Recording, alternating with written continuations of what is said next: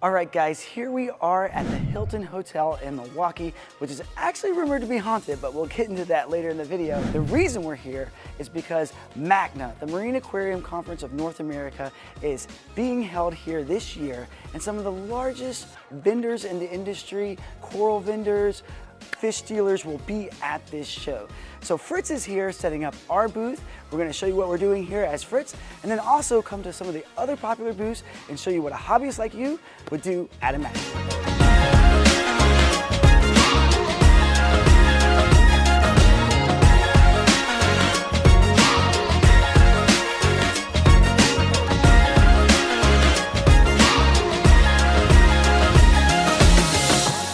All right, guys, we're gonna leave the Fritz booth now. We're gonna go to some other booths that you might check out at the show, one being Biota. Now, Biota is one of the only people in the game captive raising and breeding fish, which is great for our hobby because it takes it one step towards his self-sustainability. So come check it out. I'm good friends with Jake, which is great because Jake is gonna walk us through what we're doing. What everybody wants to see right now is the new captive raised Harlequin tusk fish, right? We've got a couple of cute ones in the booth, and we also have a couple new announcements as well. Oh, okay. Well, Max is going to walk us through. Let's go check it out. All right, awesome. All right. Yes, so the big announcement for this Macna is that we have some captive bred hippo tangs here. We've been working on them for a very long time. We finally kind of cracked it. They look great. They're super healthy.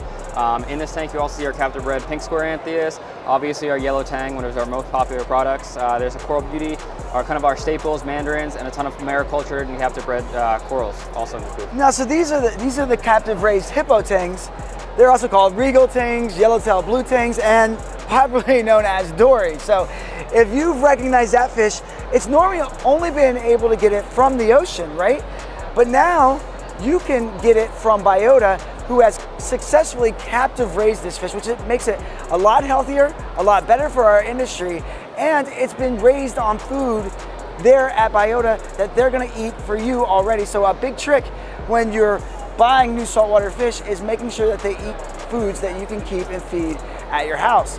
Well, these guys have already done it for you, which makes it much higher success rate. So, and there's also a bunch of other types of angelfish, things like that. One thing I want to see, do you have the tusk fish? Yeah, we have a couple tusk fish over there. All right, let's go check it out. All right, so what do we got here? All right, so these are all fish bred by Winping Sue. We purchase him often. He's an awesome breeder out of Bali. So there's gold flake angels. There's a yellow purple, which we're calling a Yerpal hybrid. There's some regals.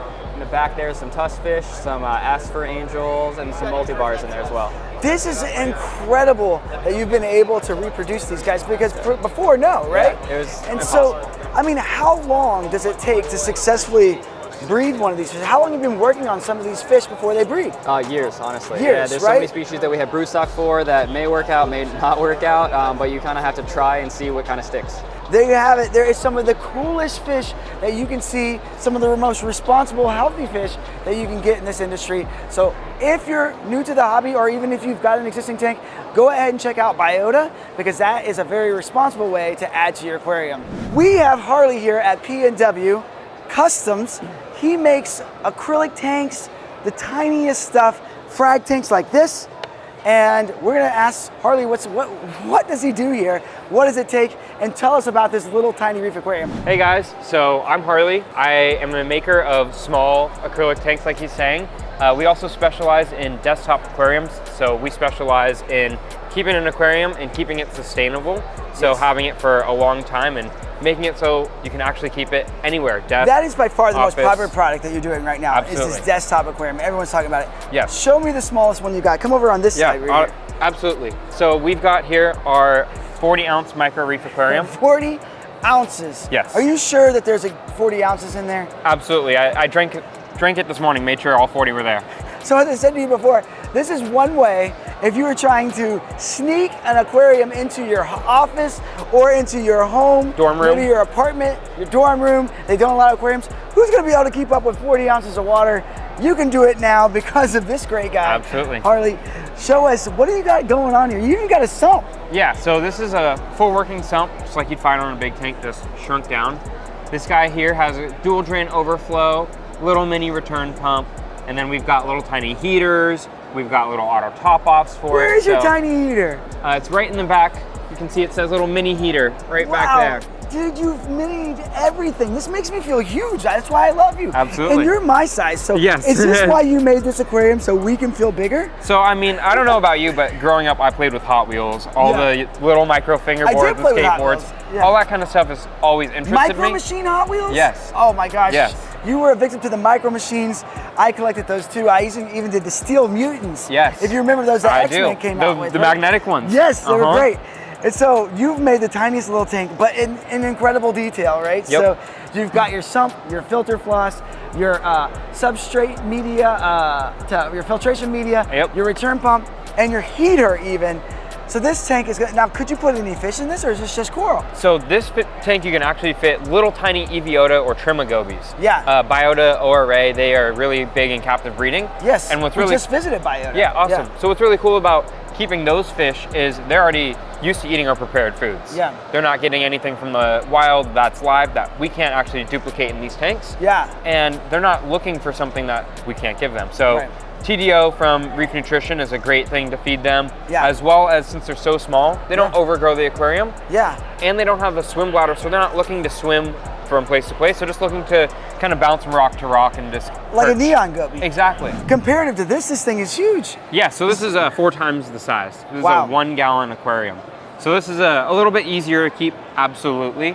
And what's really nice about this is all of your filtration and maintenance is in one place. Yes. So it makes it very simple. Yeah, because I was like, we actually set one of these up, right? Wow, so there's all your filtration, all your pumps. You could set this up like literally how fast? Within a couple of hours and get it pretty much completely stocked even within an hour. How long would it take you and I to set up one of these? Probably a good 20, 30 minutes. 20 minutes? Yes. All right, I just thought of this. I need you to agree with me. We need to scape off, Absolutely. You and I.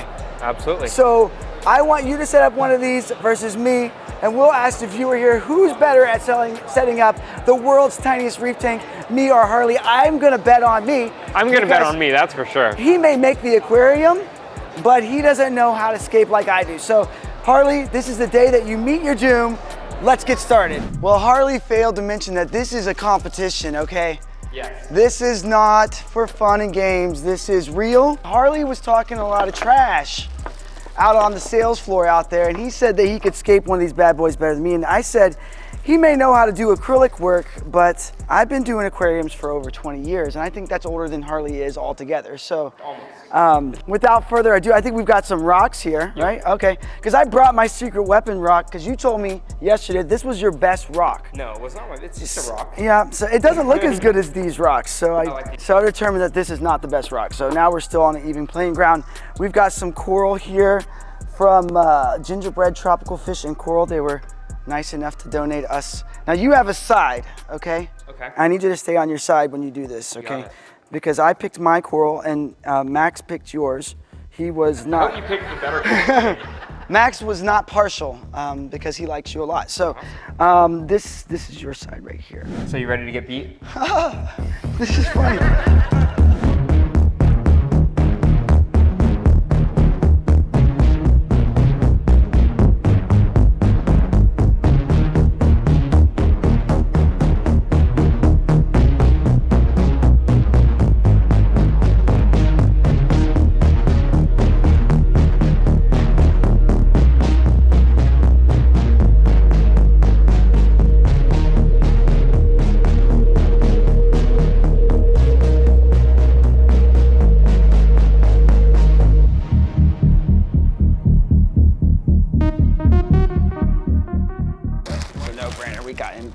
All right, guys, so clearly Harley had a little flub inside of his aquascaping. Lots of people love him here, so he may get more votes than I do, but if you take a look at Max's film, I clearly beat Harley in the escape off, so.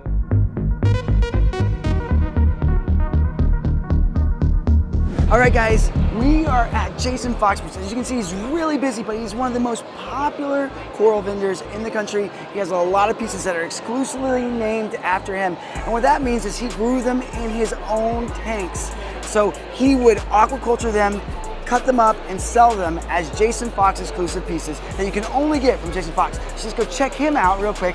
Hopefully we can get just a minute of his time. All right, Jason, sorry to just jump in on you, but I saw you here. You never have a spot where I can talk to you, but I did today. So you have some of the most sought after corals in the industry. Everybody knows who Jason Fox is. What do you do? Like, how do you grow all these corals? What's your secret? Passion. Passion. Passion. How long have you been doing this for? Since the 90s. Since the 90s? Yep. Okay, yeah, Yep. since I was just a kid. Like, I was Yep. only 6 in the 90s, so Yep. this guy's been doing it way longer than most of the people in the industry, and you can tell by the quality of his coral.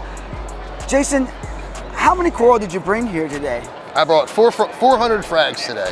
400 frags? 400 squeezed in this little tank. Wow, Yep. All that's different kinds, nice variety.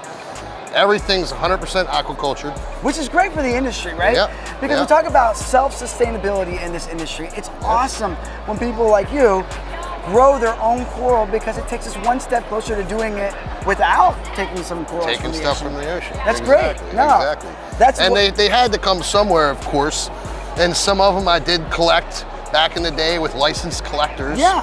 Over in Indonesia Which and it happens, Australia. but you're growing And these I'm corals. showing those guys that, you know, you don't have to take the whole colony. Just take a branch Yeah. or 2 branches off of the colony, just like a plant. just like a plant, and then you can grow it for years to come. Just keep fragging it and growing it. And theoretically, the way I like to do it, the mother colony is still in the ocean. I hope right now, still right where it was. You know, this is an awesome opportunity for you to work with some of the other public aquariums, people like the Aquarium and Zoos Association. Some coral reefs are actually in trouble right now. Right. And people like you, if you were to document where you cut these pieces from and how you successfully protected the genealogy of these corals, you could be another source that if for some reason that area was to be depleted or taken down, replant. you could help reseed. And so Right. I really love what you guys are doing.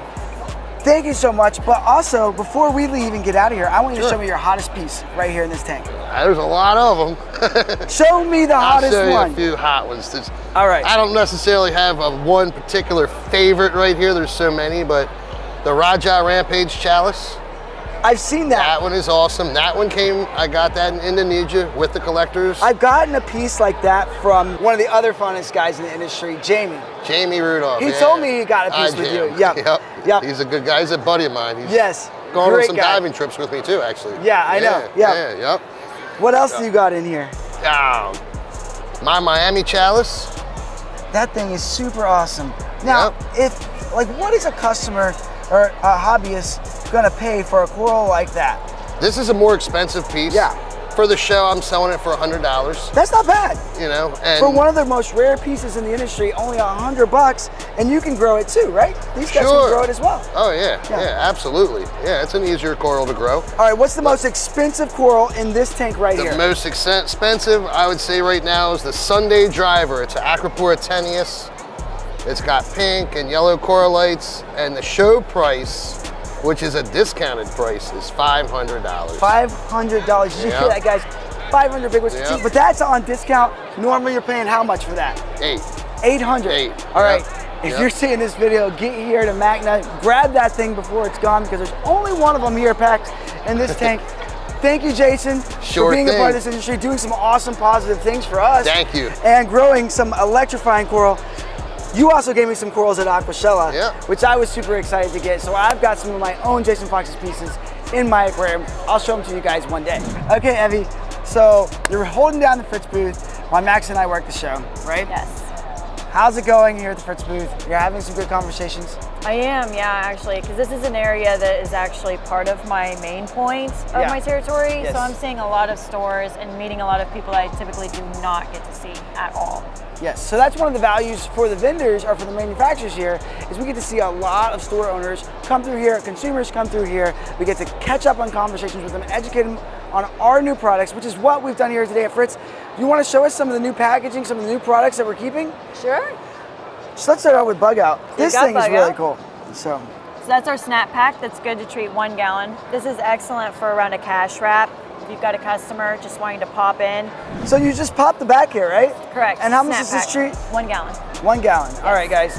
That's one of the new products here at Fritz. We'll stop there because we don't want to make this too much of a commercial, but check out Bug Out. It's going to help keep your corals free of pests. We are launching it at Macna. Thank you, Evie, for talking to us. She's back with the customer now. It's been fun. All good and fun. This was an amazing time here at Magna Aquarium Conference. I hope that you had a good time going to some of the booths today, seeing what we're doing at Fritz, and checking out the Scape off at the PNW event. So I appreciate it. We'll see you next time. That's a wrap.